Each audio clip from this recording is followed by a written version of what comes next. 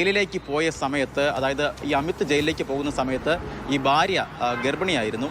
ഈ ജയിലിലായതോടെ, ഭർത്താവ് ജയിലിലായതോടെ ഈ ഭാര്യ അമിത്തിനോട് പിണങ്ങി തിരികെ നാട്ടിലേക്ക് പോകുന്നു. അങ്ങനെ ഈ ഗർഭിണിയായിരുന്ന സമയത്തൊന്നും തന്നെ തനിക്ക് ഭാര്യയുടെ ഒപ്പം നിൽക്കാൻ കഴിഞ്ഞില്ല. അത് ഈ കൊലപാതകത്തിൻ്റെ ഒന്നാമത്തെ മോട്ടീവാണ്. മറ്റൊന്ന്, ഈ ഗർഭം അലസിപ്പോയി.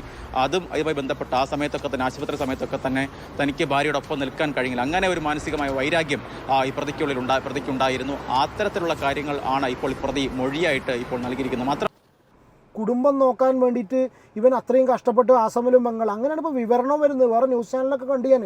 അതായത് ഇവൻ അവിടെ കുടുംബത്തിന് മറ്റേ നാട്ടിൽ ജീവിക്കാൻ പറ്റാണ്ട് കേരളത്തിൽ വരുന്നു, സ്വന്തം ഭാര്യനെയും കുട്ടീനെയും കുടുംബം ഇതാക്കാൻ വരുന്ന നായകൻ. എന്നിട്ട് ഇവിടുന്ന് തൊഴിലുടമ അയാളെ ബുദ്ധിമുട്ടിക്കുന്നു, കള്ളക്കേസിൽ കൊടുക്കുന്നു, അല്ലെങ്കിൽ കേസിൽ കൊടുക്കുന്നു. ഇവന് അബദ്ധം പറ്റുന്നു, ഇവന് കുട്ടീനെ നോക്കാൻ പറ്റുന്നില്ല, ഇവൻ്റെ കുട്ടീനെ ഗർഭാവസ്ഥയിൽ നോക്കാൻ പറ്റുന്നില്ല. എന്നിട്ട് അവനെ ആ വക വരുത്തിയിട്ടുള്ള ആളെ.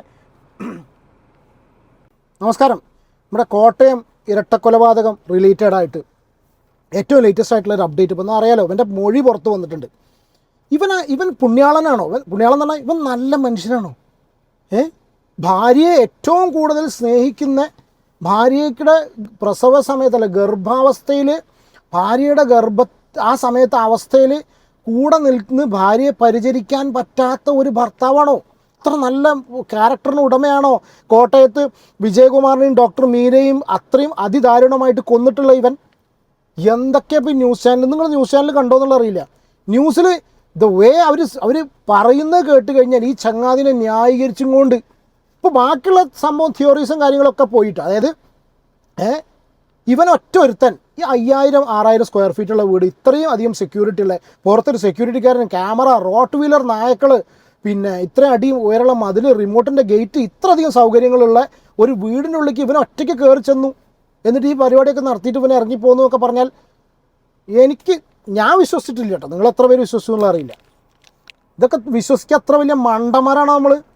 പോട്ടെ, പോലീസിൻ്റെ നീ എങ്ങനെയും പറയാൻ പറ്റില്ല, നമ്മൾ പോലീസിൻ്റെ നീക്കങ്ങൾ നമുക്ക് അറിയില്ല കേട്ടോ. എന്തായാലും അതിൻ്റെ പുറകിൽ ആ ഒരു 2017 നടന്നിട്ടുള്ള മകൻ ഗൗതം കൃഷ്ണകുമാറിൻ്റെ മരണവും റിലേറ്റഡ് ആയിട്ട്, മരണം അതിൻ്റെ ഇപ്പോൾ CBI അന്വേഷണത്തിന് വിടുന്നു എന്നുള്ള കാര്യങ്ങൾ റിലേറ്റഡ് ആയിട്ട് എന്തെങ്കിലും കണക്ഷൻ ഇല്ലാതിരിക്കില്ല. That's what I personally believe. എന്താണെന്നുണ്ടെങ്കിലും ലേറ്റസ്റ്റ് ആയിട്ടുള്ള ഇൻഫർമേഷൻ കുറച്ച് കാര്യങ്ങൾ പ്രകാരം ഇവന്, അതായത് ഇവൻ അവിടെ ജോലിക്ക് നിന്നിരുന്ന സമയത്ത്, നിങ്ങൾ കേട്ടിട്ടുണ്ടായിരുന്നു ന്യൂസിൽ, ജോലിക്ക് നിന്നിരുന്ന സമയത്ത് ഇവന് മൊബൈൽ ഫോൺ മോഷ്ടിച്ചു, സിം കാർഡ്, അതിൻ്റെ സിം നഷ്ടപ്പെട്ടു എന്ന് പറഞ്ഞു. ഇയാൾ ഡ്യൂപ്ലിക്കേറ്റ് സിം എടുക്കണ നേരം കൊണ്ട് ഇവൻ അതിൽ 2.5 ലക്ഷം രൂപയുടെ ട്രാൻസാക്ഷൻസ് നടത്തി. അതിൻ്റെ പേരിൽ ഇയാൾ പിടിച്ചിട്ട് ഇവനെ പുറത്താക്കി. ഇവനെ മറ്റേ പോലീസിൽ പരാതി കൊടുത്തു. ആ പരാതി പിൻവലിക്കാൻ വേണ്ടിയിട്ട് ഇവനെ അത്രയധികം ഇവൻ റിക്വസ്റ്റ് ചെയ്തിട്ട് ഇയാൾ കേട്ടിട്ടില്ല. ആ സമയം ഭാര്യ പിണങ്ങിപ്പോയി, പ്രഗ്നൻ്റ് ആയിരുന്നു, 6 മാസത്തിൽ കുട്ടി മരിച്ചു. ഇവനവിടെ എത്താൻ പറ്റില്ല. അവൻ വീണ്ടും വന്ന് ഇയാളോട് റിക്വസ്റ്റ് ചെയ്തു, എന്നെ ദയവ് ഇത് കേസ് ഒഴിവാക്കണം എന്ന് പറഞ്ഞു. ഇയാൾ ഒഴിവാക്കില്ല എന്ന് പറഞ്ഞു. ഇത്രയധികം ക്രിമിനൽ മെൻറ്റാലിറ്റി ഉള്ള ഒരു വ്യക്തി ആയതുകൊണ്ടാണ് ഇവൻ അയാളെ ഒഴിവാക്കിയിരുന്നത്. പക്ഷേ ആ പാവം അവർക്ക് രണ്ടാൾക്കും ജീവൻ നഷ്ടപ്പെട്ടു അല്ലേ? ഇതാണ് പോലീസിൻ്റെയും, ഇതാണ് ഇന്നത്തെ മീഡിയ ചർച്ച. പക്ഷെ ഞാൻ എൻ്റെ ഒരു പേഴ്സണൽ ഇത് പ്ലസ് എന്നെ പോലെ ചിന്തിക്കുന്ന ഒരുപാട് പേരുണ്ട് കേട്ടോ. കമൻറ്റ് ബോക്സിലും കാണാൻ കഴിഞ്ഞു, വേറെ പലരും വീഡിയോസ് രീതിയിൽ ചെയ്യാൻ കഴിഞ്ഞു. കാരണം നിർണായകമായിരിക്കുന്നത് ഇപ്പോൾ ആ ഒരു CBI അന്വേഷണത്തിൽ വിധിയായിട്ടുള്ള മകൻ്റെ കൊലപാതക സംഭവമാണ്. ഏതായാലും നമുക്ക് ആ ന്യൂസ് ക്ലിപ്പ് ഒന്ന് പ്ലേ ചെയ്യാം. ഈ അമിത്തിന്റെ ഭാഗത്ത് വൈകാരികമായ പ്രതികാരം ഉണ്ടാകാൻ സാധ്യതയുള്ള സംഭവങ്ങളെ കുറിച്ചാണ് അയാൾ മൊഴി നൽകിയിരിക്കുന്നത്. പ്രധാനപ്പെട്ടത്, അയാളും ഭാര്യയും ഒരുമിച്ച് ജോലി ചെയ്യുമ്പോൾ അയാളുടെ മുന്നിൽ വെച്ച് തന്നെ വിജയകുമാർ പലപ്പോഴും ഭാര്യയോട് ഒരു അധിക്ഷേപത്തോടെ പെരുമാറുന്നു, അടിമയെ പോലെ കാണുന്നു, തന്നോടും അങ്ങനെ തന്നെ പെരുമാറുന്നു. ഏറ്റവും ഒടുവിൽ ഈ മൊബൈൽ ഫോൺ മോഷ്ടിച്ചത് അയാൾ നൽകിയ മൊഴി ഇതാണ്. ഏതാണ്ട് പല ദിവസങ്ങളായി ശമ്പളം ചോദിച്ചു, പക്ഷെ ആ ശമ്പളം കൊടുക്കാൻ തയ്യാറായില്ല. വിജയകുമാർ ശമ്പളമൊക്കെ പിശുക്കിയാണ് കൊടുത്തിരുന്നത്, ചെറിയ ശമ്പളമാണ് നൽകിക്കൊണ്ടിരുന്നത്. പക്ഷേ ഈ ഉള്ള ശമ്പളം ചോദിച്ചിട്ടും കൊടുക്കാൻ തയ്യാറായില്ല. അതുകൊണ്ട് ഫോൺ മോഷ്ടിക്കുന്നു, നാട്ടിലേക്ക് പോകുന്നു. തന്ത്രപരമായി ഇയാൾക്ക് ഓൺലൈനിൽ പല ഇങ്ങനെയൊക്കെ മാറ്റാനുള്ള ആദ്യത്തെ പരിപാടി ചെയ്യേണ്ടത് ഞാൻ കഴിഞ്ഞ വീഡിയോയിലും പറഞ്ഞിട്ടുണ്ട്. ഒന്നെങ്കിൽ ഈ നായിൻ്റെ മക്കളെ ഇവിടുന്ന് അടിച്ച് പുറത്താക്കണം. സീരിയസ് ആയിട്ട് ഈ വക പേപ്പട്ടികളൊക്കെ ഇവിടുന്ന് അടിച്ച് ഓടിക്കണം. അല്ലാന്നുണ്ടെങ്കിൽ ഇവന്മാരുടെ അടുത്ത് നിന്നൊക്കെ നമ്മൾ മലയാളികൾക്ക് പ്രോപ്പറായിട്ടുള്ള സുരക്ഷ ഏർപ്പെടുത്താൻ ഇവിടെ പോലീസ് നിയമ സംവിധാനം തയ്യാറാവണം. ഈ വക നായിൻ്റെ മക്കളൊന്നും ഇവിടെ വേണ്ട എന്നുള്ള കാര്യം തീരുമാനിക്കണം. ഈ മൊബൈൽ നമ്പർ എടുത്ത് സ്വന്തം മൊബൈലിലേക്ക് ഇടുന്നു. അതിനുശേഷം ഈ ഗൂഗിൾ പേ ലിങ്ക് ചെയ്ത നമ്പർ ആയിരുന്നു.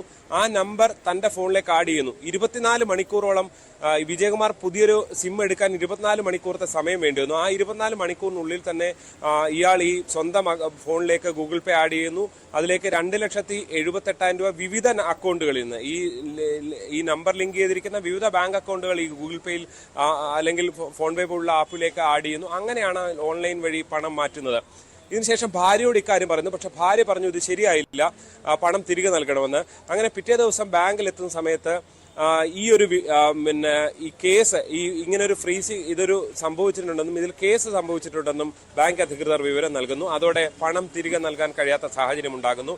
ഏറ്റവും ഒടുവിൽ പോലീസ് അവിടെ ചെന്ന് നാട്ടിൽ ചെന്നാണ്, അസമിൽ ചെന്നാണ് ഇയാളെ പിടികൂടുന്നത്. അന്ന് പിടികൂടുമ്പോൾ ഈ ഫോൺ മാത്രം തിരികെ നൽകിയാൽ മതി, മറ്റു കേസൊന്നുമില്ല എന്ന് ഇയാളെ ട്രാപ്പിലാക്കുകയും അങ്ങനെയാണ് അന്ന് വെസ്റ്റ് CI പ്രശാന്തിന്റെ നേതൃത്വത്തിലുള്ള സംഘം ഇയാളെ പിടികൂടുകയും ചെയ്തത്.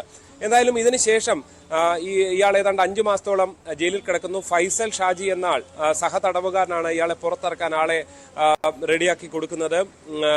2 സ്ത്രീകളെ നൽകി അവർക്ക്. പക്ഷേ ഇയാൾക്ക് നാട്ടിലേക്കൊക്കെ പോകാനുള്ള ബോണ്ട് വ്യവസ്ഥകൾ ഉണ്ടായിരുന്നു. തുടർന്നാണ് കുമളിയിൽ തട്ടുകടയിൽ ജോലി ചെയ്യുന്നത്. അതിനുശേഷം നാട്ടിലേക്ക് പോകാൻ കഴിയാത്ത സാഹചര്യം ഉണ്ടാകുന്നു. ഇവിടെ കോട്ടയത്ത് വന്ന് മുറിയെടുക്കുന്നു. ഈ മുറിയെടുക്കുന്ന സമയത്തും ഇയാൾക്ക് കൊല ചെയ്യാനുള്ള താല്പര്യം ഉണ്ടായിരുന്നില്ല എന്നാണ് പറയുന്നത്. പക്ഷേ ഇതൊക്കെ ആരാ പറയുന്നത്? ഇവൻ പറയുന്നതല്ലേ ഇവന് കൊല ചെയ്യാനുള്ള താല്പര്യം ഉണ്ടായത്. ഇവരൊക്കെ എന്തൊക്കെ ക്രിമിനൽ കേസിൽ പ്രതികളായിട്ടാണ് ഇങ്ങോട്ട് വന്നത്. പിന്നെ ഇപ്പോൾ ഈ പറഞ്ഞ സ്ക്രിപ്റ്റും കാര്യങ്ങളൊക്കെ ഈ ഒരു നരുന്തിനെ കൊണ്ട് മാത്രം പറ്റൂ. അല്ല, നമ്മൾ കാഴ്ചക്കാരെയും വിലയിരുത്തി സംസാരിക്കല്ല. ഇവനൊറ്റ ഒരുതിനെ കൊണ്ട് ചെയ്യാൻ പറ്റൂ? എന്താ ഇപ്പോൾ സ്ഥിതി? വിജയകുമാറിനെ വീണ്ടും വിളിച്ച് ചോദിക്കുന്നു, തനിക്കെതിരായ കേസ് എങ്ങനെയെങ്കിലും പിൻവലിക്കുമോ? അങ്ങനെയുണ്ടെങ്കിൽ തനിക്ക് നാട്ടിലേക്ക് പോകാൻ കഴിയും. ഏതാണ്ട് 1.5 മാസം മുൻപാണ് അതിനിടെ ഇയാളുടെ ഭാര്യ ഏതാണ്ട് 6 മാസം ഗർഭാവസ്ഥയിൽ വയറ്റിൽ കിടന്ന് തന്നെ കുഞ്ഞു മരിക്കുന്ന സാഹചര്യം ഉണ്ടാകുന്നത്. ആ സമയത്തെല്ലാം ഇയാൾക്ക് പരിചരിക്കാൻ കഴിയാത്തതിന്റെ പ്രശ്നമുണ്ടായിരുന്നു. ഭാര്യയുമായി പ്രണയവിവാഹമായിരുന്നു. ഭാര്യ പറയുന്ന പല കാര്യങ്ങളും, ഇപ്പോൾ പണം തിരികെ കൊടുക്കണം, ശരിയായില്ല എന്ന് പറയുമ്പോൾ അതെല്ലാം അംഗീകരിക്കാൻ തയ്യാറാകുന്ന ഒരു ഭർത്താവായിരുന്നു അമിത് എന്നാണ് ഇയാൾ പോലീസിൽ നൽകിയ മൊഴി. എന്തായാലും ഇവനൊരു നന്മയുള്ള കള്ളനാണോ അവൻ? നന്മയുള്ളൊരു ബംഗാളിയോ? അത് നമ്മൾ സിനിമയിലൊക്കെ കാണുന്ന പ്രതികാരദാഹിയായിട്ടുള്ള ഒരു നായകൻ്റെ പരിവേഷമാണ് അവനുള്ളത്. കുടുംബം നോക്കാൻ വേണ്ടിയിട്ട് ഇവൻ അത്രയും കഷ്ടപ്പെട്ട് ആസമിലും ബംഗാൾ, അങ്ങനെയാണ് ഇപ്പോൾ വിവരണം വരുന്നത്. വേറെ ന്യൂസ് ചാനലൊക്കെ കണ്ടു ഞാൻ. അതായത് ഇവൻ അവിടെ കുടുംബത്തിന് നാട്ടിൽ ജീവിക്കാൻ പറ്റാണ്ട് കേരളത്തിൽ വരുന്നു, സ്വന്തം ഭാര്യനെയും കുട്ടീനെയും കുടുംബം ഇതാക്കാൻ വരുന്ന നായകൻ. എന്നിട്ട് ഇവിടുന്ന് തൊഴിലുടമ അയാളെ ബുദ്ധിമുട്ടിക്കുന്നു, കള്ളക്കേസിൽ കൊടുക്കുന്നു, അല്ലെങ്കിൽ കേസിൽ കൊടുക്കുന്നു. ഇവന് അബദ്ധം പറ്റുന്നു, ഇവന് കുട്ടീനെ നോക്കാൻ പറ്റുന്നില്ല, ഇവൻ്റെ കുട്ടീനെ ഗർഭാവസ്ഥയിൽ നോക്കാൻ പറ്റുന്നില്ല. എന്നിട്ട് അവനെ ആ വക വരുത്തിയിട്ടുള്ള ആളെ, അത് ചെയ്തിട്ടുള്ള ആളെ വക വരുത്തിയിട്ടുള്ള മിസ്സായി പോയി, വക വരുത്തിയിട്ട് വലിയ വീരനായക പരിവേഷം കിട്ടി. ഇയാളുടെ അമ്മയാണ്, അമിത്തിന്റെ അമ്മയാണ് ഈ ജാമ്യ വ്യവസ്ഥയ്ക്കുള്ള തുക ഓൺലൈൻ വഴി ആ നാട്ടിലേക്ക് അയച്ചു കൊടുക്കുകയും അങ്ങനെയാണ് ഇയാൾ ഏപ്രിൽ 3 ജാമ്യത്തിൽ ഇറങ്ങുകയും ചെയ്യുന്നത്. തുടർന്നാണ് കുമളിയിലെ തട്ടുകടയിൽ ജോലി ചെയ്യുന്നത്. ഇവിടെ എത്തി മുറിയെടുത്ത ശേഷവും ഇയാൾ വിജയകുമാറിനോട് തന്റെ കേസ് എങ്ങനെയെങ്കിലും പിൻവലിക്കണമെന്ന് ഫോണിൽ വിളിച്ച് ആവശ്യപ്പെടുന്നു. ഇതിന്റെ രേഖകൾ പോലീസിന് ലഭിച്ചിട്ടുണ്ട്. പക്ഷേ വിജയകുമാർ പറയുന്നത് എന്റെ 2 ലക്ഷം രൂപ, ഈ 78,000 മടക്കി നൽകിയിട്ടുണ്ട്, 2 ലക്ഷം രൂപയും തിരികെ നൽകാതെ കേസ് പിൻവലിക്കില്ല എന്ന് പറയുന്നു. അങ്ങനെയാണ് ഇയാൾക്കെതിരായ എല്ലാ പ്രതികാരങ്ങളും ഉരുത്തിരിഞ്ഞുകൊണ്ട് ഇയാൾ കൊല്ലാൻ തീരുമാനിക്കുന്നത്. ലോഡ്ജിൽ നിന്ന് ഏതാണ്ട് 2-3 മണിക്കൂർ, രാത്രി വൈകി ഇറങ്ങിയാൽ ലോഡ്ജുകാർ സംശയിക്കും എന്നുള്ളത് കൊണ്ട് ഇവിടെ പോയി റെയിൽവേ സ്റ്റേഷനിൽ കാത്തിരിക്കുന്നു 3 മണിക്കൂറോളം. രാത്രി 12 മണി. അപ്പോഴേ ഇതൊക്കെ നിങ്ങൾ വിശ്വസിച്ചോ? നമുക്ക് ഏതായാലും വിശ്വസിക്കാൻ പാടുണ്ട്. സീരിയസ് ആയിട്ട് എനിക്കൊന്നും ഈ വീഡിയോ കാണുന്ന ഒരുവിധം ആർക്കും ഇതൊന്നും ദഹിക്കുന്നുണ്ടായിരിക്കില്ല. കാരണം ഇവനെ കൊണ്ട് ഒറ്റയ്ക്ക് മാത്രം ഇത് ഇവൻ ചെയ്തു എന്ന് ഞാൻ വിശ്വസിക്കുന്നില്ല. ഒന്ന്. രണ്ടാമത്തെ കേസാണ് 2017 നടന്നിട്ടുള്ള മകൻ്റെ കൊലപാതകം. അതൊക്കെ ഏതായാലും CBI അന്വേഷിക്കുന്നുണ്ട്. CBI കണ്ടെത്തും എന്നുള്ളൊരു പ്രതീക്ഷയിൽ. കാരണം എന്താ അറിയോ, ഇന്ദ്രപ്രസ്ഥം എന്ന് പറഞ്ഞാൽ ഞാൻ അന്വേഷിച്ച സമയത്ത് കോട്ടയത്തുള്ള ഏറ്റവും വലിയൊരു കോട്ടയക്കാർക്ക് അറിയാം, ഞാനത് പറഞ്ഞു തരേണ്ട കാര്യമില്ല. അപ്പോൾ അങ്ങനത്തെ ഇരിക്കുന്നൊരു വ്യക്തി ഇങ്ങനത്തെ ഒരു സിറ്റുവേഷനിൽ കൊല്ലപ്പെടുക എന്ന് പറയുമ്പോൾ അതിലൊരു ബംഗാളിയും അവൻ്റെ ഒരു വൈരാഗ്യവും അവൻ്റെ ഒരു ഭാര്യനെ നോക്കാൻ പറ്റാത്ത, ഇതൊക്കെ ഏതെങ്കിലും ഹിന്ദി സിനിമയിൽ തിരക്കിടില്ല, അല്ലെങ്കിൽ 90കളിലൊക്കെ ഇറങ്ങിയിട്ടുള്ള വല്ല മലയാള സിനിമകളിലൊക്കെ ആണെങ്കിൽ അതിൻ്റെ ഒരു സ്ക്രിപ്റ്റ് മാതിരിയുണ്ട്. ഞാൻ ആദ്യം വീഡിയോ ചെയ്ത സമയത്ത് തന്നെ പറഞ്ഞിരുന്നു, ആ സ്ക്രിപ്റ്റിൻ്റെ സ്റ്റാൻഡേർഡ് അതിനൊക്കെ ഉള്ളൂ. ഇതൊക്കെ തെളിവുകളൊക്കെ ആർക്കെങ്കിലും ഫാബ്രിക്കേറ്റ് ചെയ്യാൻ എനിക്കറിയില്ല കേട്ടോ, ഫാബ്രിക്കേറ്റ് ചെയ്യാൻ പറ്റില്ലേ. ഇതുപോലുള്ള കാര്യങ്ങളൊക്കെ ഒരുക്കിയിട്ട് നമ്മൾ ഒരുപാട് സിനിമകളിൽ കണ്ടിട്ടുണ്ട്.